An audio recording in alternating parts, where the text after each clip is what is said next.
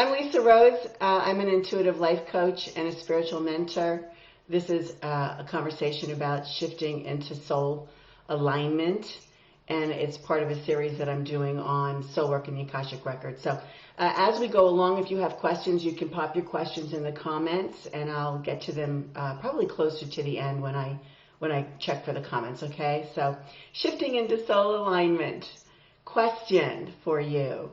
Do you feel like you're living in alignment with your divine nature, that of your soul, the essence of your soul? Or do you feel that you're out of alignment? Or do you think maybe you're somewhere in between? Think about that for a second. Give yourself a chance to answer the question for yourself. Do you feel like you're living in alignment with your soul? Or do you feel like you are not living in alignment with your soul? Or are you someplace in between? And your soul knows, it communicates that information to the higher self. The higher self is in connection right here to you as an incarnate being. So you have the answer. Just need to answer the question. So how would you know? People say, well, how do I know? How do I know if I'm living in alignment with my soul or if I'm out of alignment? And it's a great question. And the first thing I would say is, what was it that determined your response to the question? It was probably a sensation or a feeling, an inner knowing, you just know without any sort of empirical evidence or investigation to get evidence. And it could be that you made a real quick observation of the details of your life thus far, and you know that there's room for improvement because things didn't work out for you, or they didn't work out like you had planned, or you seemed stuck, or something like this. So the way that you can understand whether you're in or out of alignment is by paying attention to those things. Sensations in your body, a feeling. Feeling is the big one, a feeling or an inner knowing, and a quick observation if you're a kind of person who's looking for evidence where you can point to things. I was in alignment here, out of alignment there. So when you shift into soul alignment, it's a process. It's not like you do it once and it's over. It's more like a nudging or like a shimmying, or you're shifting and shifting and shifting, and then you make an adjustment and you shift again. So it's a constant shifting into soul alignment, and it's a process, or I like to think of it as a journey where through choice you realign to your divine nature. So your divine nature is the essence of who you are at soul level. It's your divinity. You're perfect as you are. And your soul is perfect as it is. It comes here to explore and to express itself. And of course, we're human, so we end up mixing the soul and the higher self and our physical, our physical self and our minds, right? So third dimensional is our body. Fourth dimensional is our ego and our thoughts and our mind. Fifth dimensional is our spirit level, right? So we encompass all three of those on our walk every day, where we have all of those. We think of them as separately when we're trying to explain them, but they all operate in conjunction with one another. But sometimes the mind takes over and doesn't really want to pay attention to the spirit, and it makes some choices or forces choices or accepts choices of others that aren't really the best for us. And so we end up making those choices that aren't best for us, or agreeing to do something in a way that isn't best for us, and we become out of alignment with who we are at soul level. We're out of alignment with the way that our soul best operates. The soul has its own operating system. It has its own way of doing things in a being that is completely different than everybody else, that you have ever encountered. You are extremely unique. So shifting, it's a process and it's a journey. And the way that you shift is by making new choices that are in alignment with your soul. So making the new choices that keep you in alignment with your soul's divine nature will help you make good choices. And the way that you know that you're making them is because, first of all, it feels right, and it feels really good to be you. And I like to think of it as a homecoming. You're coming home. You feel at home. When you've been out on vacation and you've had a wild day, and then you walk into your place. And if your home is like mine, it's my sanctuary, it has everything that I love in it. There isn't any chaos or drama here. I walk in just like, I'm home. I relax. This is me. And you can feel like that everywhere that you go when you have this calling, to align with the soul. Every place you are can feel like you're at home, not just in your sanctuary at home. You can actually make your sanctuary everywhere, in your car, on vacation, everywhere that you go. It's you that's carrying it around. It's you. It's the energy that you infuse into the objects that you're surrounded by that makes your home feel like home, right? So otherwise, every place you go, right, you would feel that way. But there's if you walk into someone else's house, their energy is in their objects, and when they're aligned with their soul, it all has this really joyful kind of quality about it. So those are the things that you want to sort of be looking for, is shifting into soul alignment. It's a process where by your choice, you realign to your soul, and it feels really good. It feels like you're at home. And what happens is you start to see the evidence of it. That's the really cool part of it. So my clients seek me out when they want to transform. They're looking to transform. They're looking for a process of transformation into a version of themselves that feels like they're at home or in alignment with their soul. Right? So I'm a soul realignment practitioner, and I call it coaching for your soul. So I have programs that I take people through, and they're coaching programs, and we just take it one step at a time. So when they make the shift and it hits, they're in line with their soul. There's this feeling like they came home on every single level in their life. Now, some people thrive in ease.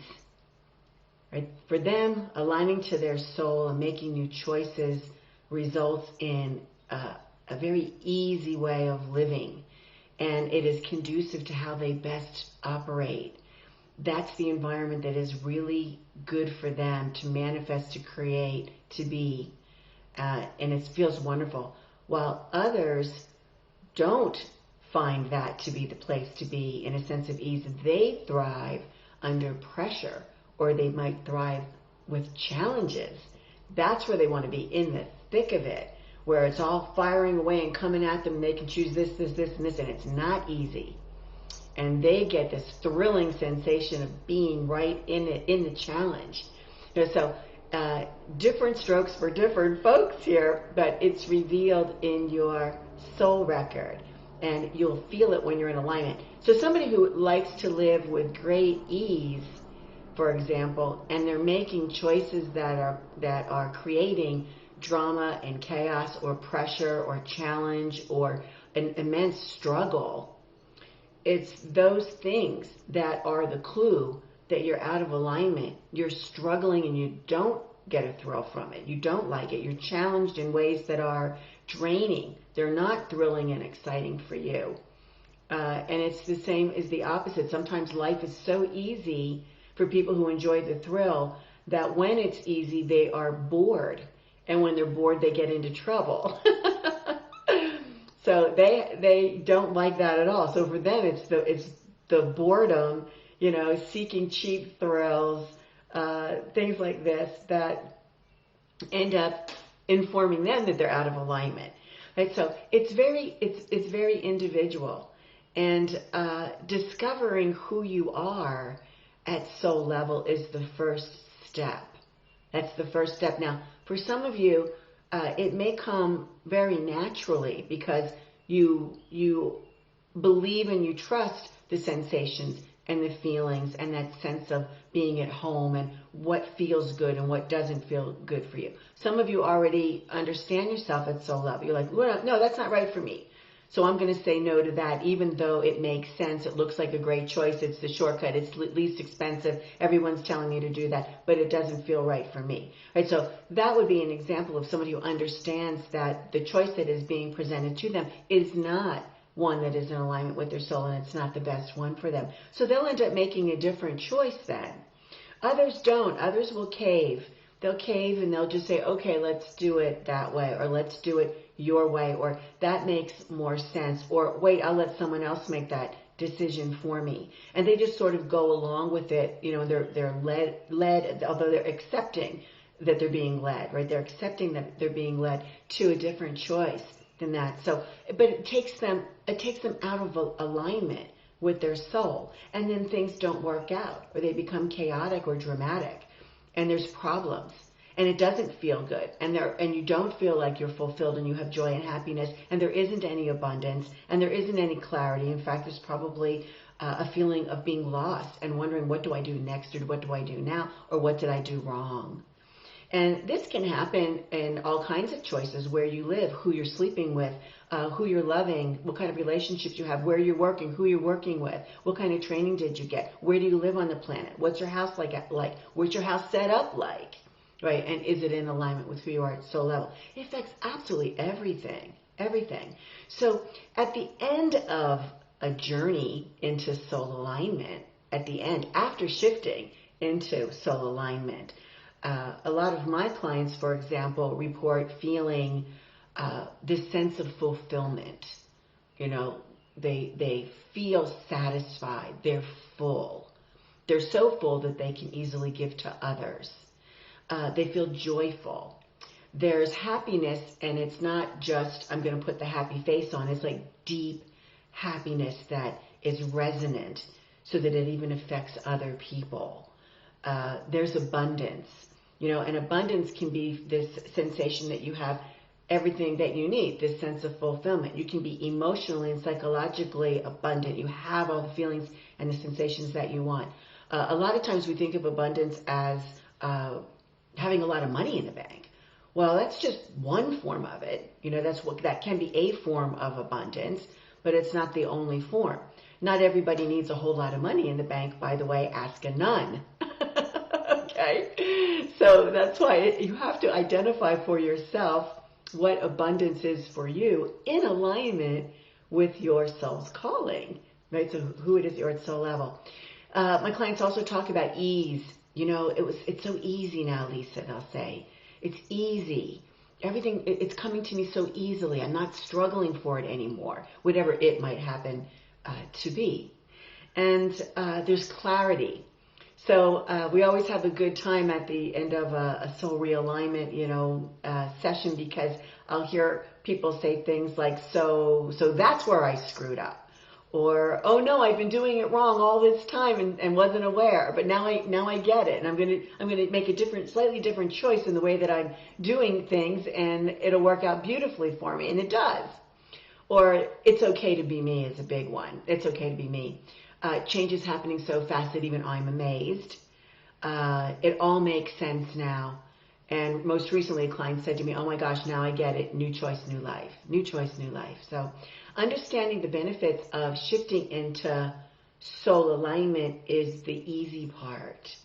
So understanding that it can work, understanding what it is, and understanding the benefits of it, that's the easy part, right? That we say, oh yeah, okay, yeah, that sounds good. Get me some of that. The hard part is catching yourself every day when you start to make choices that are not in alignment with your soul. And, even before you make the choice, there's a whole lot of thinking that goes on. So sometimes we know what the right choice is for ourselves. We don't even have to think about it. We can feel it. That feels right. Yeah, I'm going in that direction. That's the right way to go. But then our mind jumps in and says, oh, wait a second.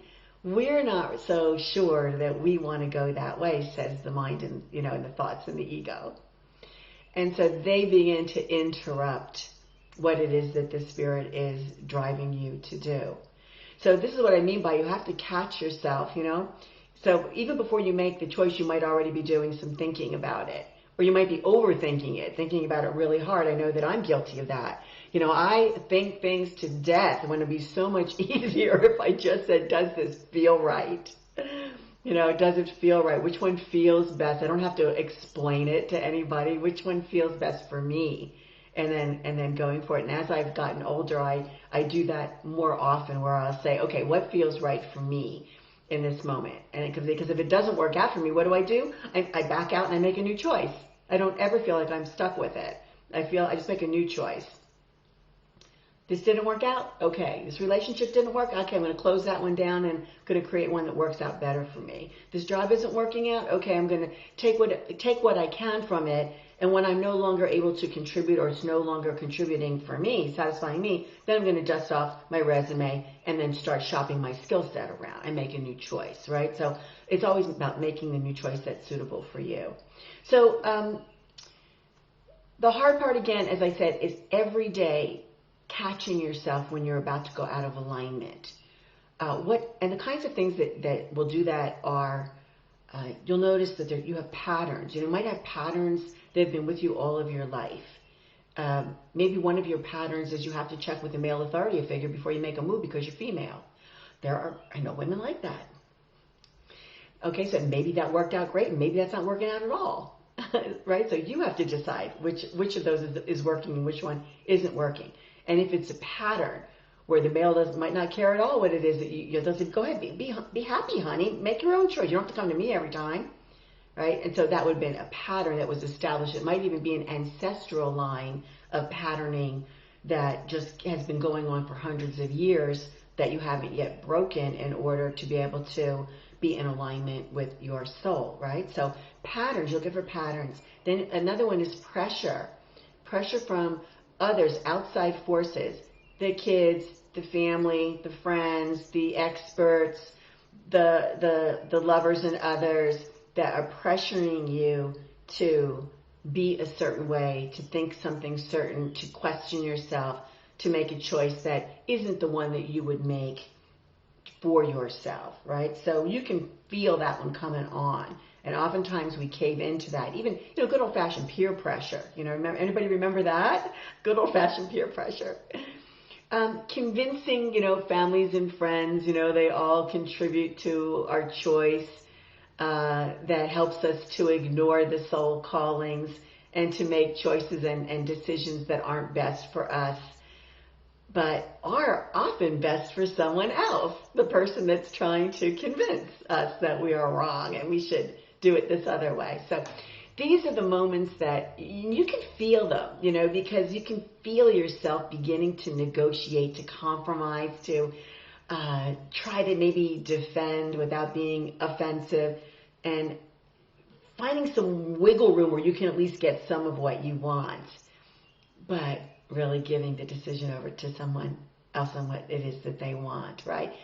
Now you're out of soul alignment. So when you're in soul alignment, it's the one that works best for you. And what happens is what you manifest when you are in soul alignment, that resonates out and it creates change around you, and people will start to change when you are in alignment. They suddenly become more in alignment. I just saw this work beautifully with a client and her teenage son. All kinds of stuff going on there. And when she ended up getting lined up, it was amazing the way that he started to line up too. And their relationship became quite different. It was very positive, and it was a beautiful unfolding to see happen to them as a result of that. So the ways that you can check yourself: feelings. How does it feel what you're thinking about? How does it feel what you're doing? How does it feel about the choice or the decision that you think you're going to make? How does it feel when you do it? How do you feel? Right? How does it feel and how do you feel? And are they congruent? Are they the same? And the big question is, are you being honest with yourself? That's the place where a lot of people I notice get tripped up, where they're actually not being honest with themselves. How are you? Oh, I'm okay. And no, you're not. And you're not. You just, in lying to someone else, you just also try to convince yourself that everything was okay, right? That's not the truth. So you just took yourself out of alignment. The truth is, things have been better, but I'm gonna manage it. I'm handling it, right? So that resonates a little bit more with the truth in that situation might be, without having to spill your guts and tell every single little detail. So, you ask yourself, how do you feel? How does it feel? And are you being honest with yourself in this situation? Is this really in alignment with who you are at soul level? Then you can take a look at the practical results of what's happening. What's happening in your life? What's happening after you made a choice or a decision? After you make the choice, you feel really good, or maybe sometimes you have buyer's remorse, and the equivalent of that decision remorse, but sometimes there's a little gray area here where oftentimes what's in your best interest, it makes you expand, number one, and expansion and change is scary. And when we make a decision where we're both excited, like really excited and scared, at the same time, that's usually a good sign that you're in alignment and you're ready to go into uncharted territory. Your soul's excited.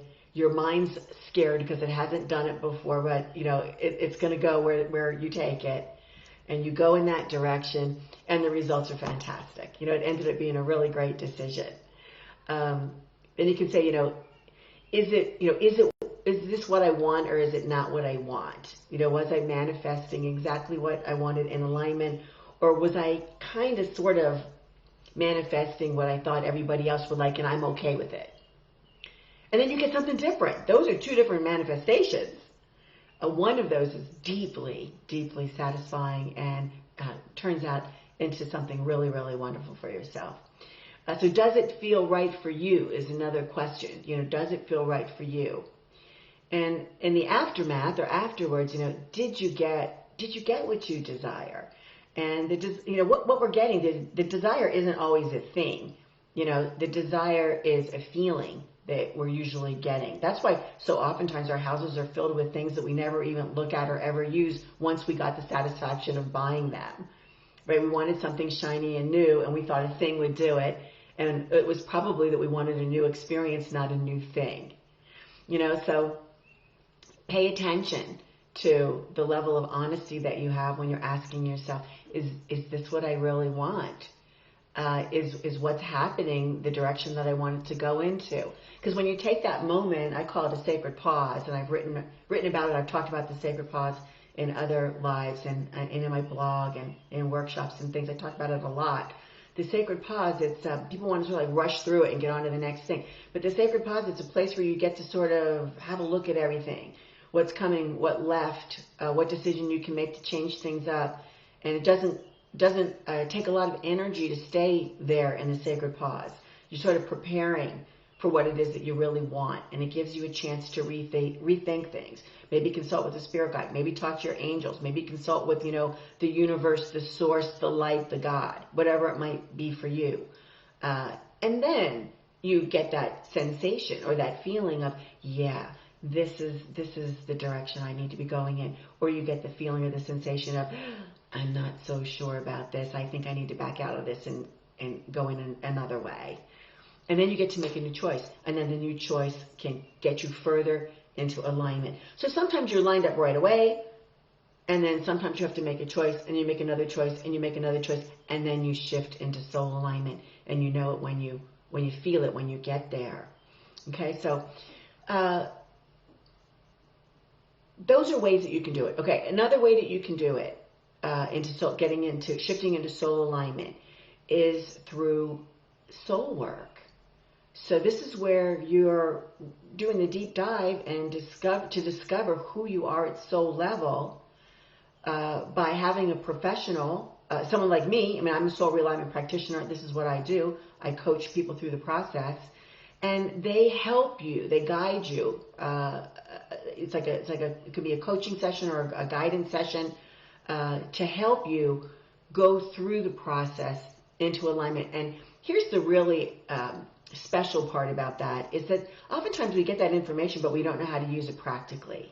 And so when I'm coaching people, I can say, okay, let's take a look at what's really going on in terms of your life, your real life. You wake up, what's happening, what's going on, what are the struggles, what's the problem, what problem came up, and then we take a look at what choices need to be made, what information needs to be looked at, and how are you operating in and out of alignment. But before you do all of that, That's the second step. The first step is you have to discover who it is that you are at Soul Record. What are your characteristics, your abilities, and the values that are unique to your soul? What are the divine gifts? What are the life lessons that you're here to learn?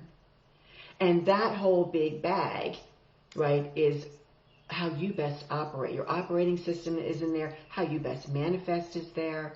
And then once you understand yourself at that level, then you can say, okay, here's where I'm out of alignment and it's causing me problems. Here's how I can get back into alignment and make new choices. So when I'm going in and I'm doing the work, the first thing I do is I go into your soul record and I create a soul profile. And in that soul profile are your characteristics, your abilities, your divine gifts that are meant to be shared, your soul purpose, so to speak, your values, everything that's unique to you.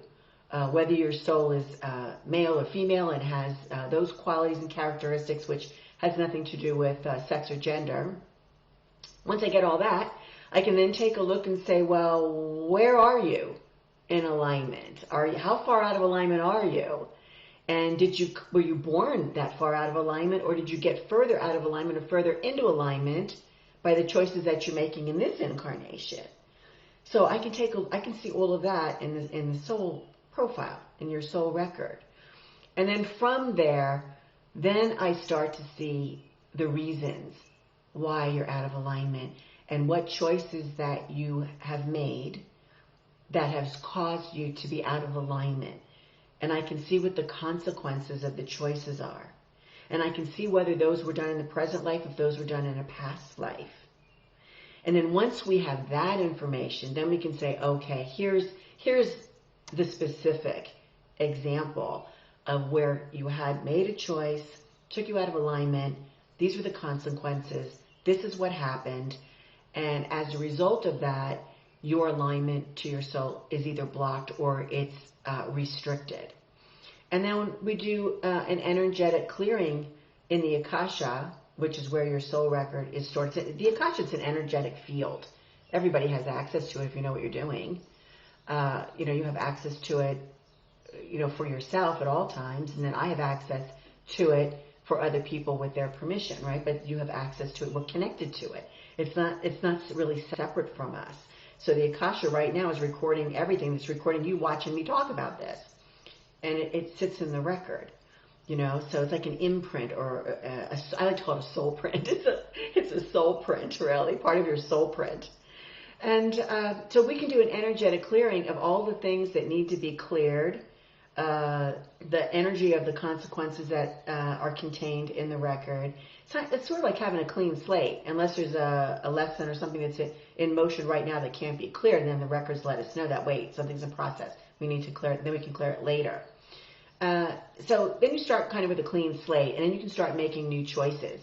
In my practice, we go through that process, and I do a 21-day process for my clients, where my clients, they do a ritual for 21 days that help keep them in alignment for the 21 days, and they can feel when the shift happens. And things start changing very rapidly.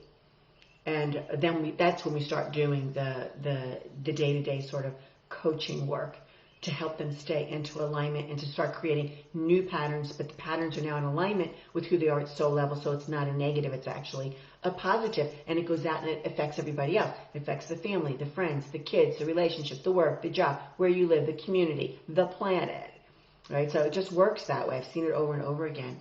So the results are more positive feelings. That's how you know that you've made the shift. You have more of these positive feelings. You feel like you're home. You're home in your body, and you're home in your skin.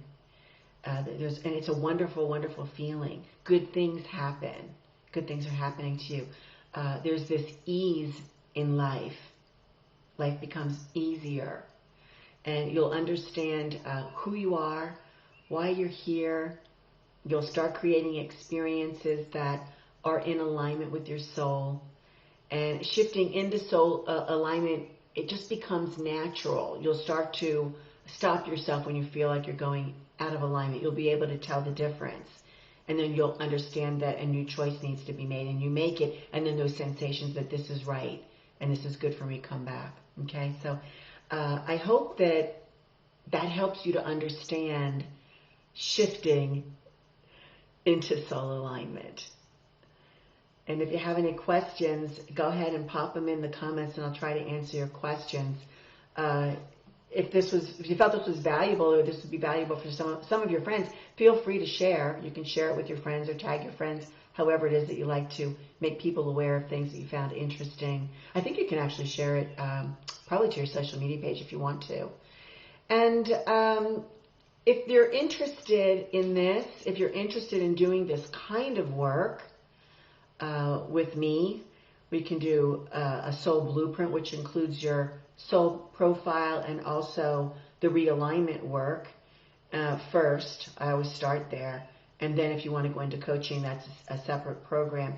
But if it sounds interesting, you want to talk about it, we can have a call. You can book a call with me and we'll have a conversation about it, what it is that you're thinking you'd like to do. You can send me a private message. We can start that way. You can send me an email, LisaRose@TrulyLiving.net.